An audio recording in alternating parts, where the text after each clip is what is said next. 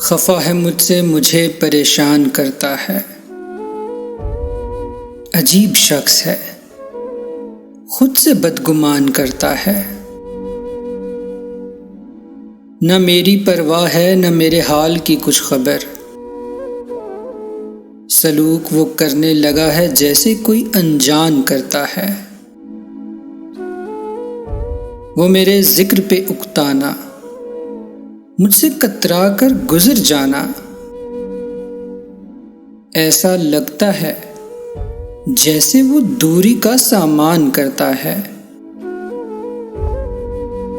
पहले तो मुझसे मिलना ही अहम था जिसके लिए,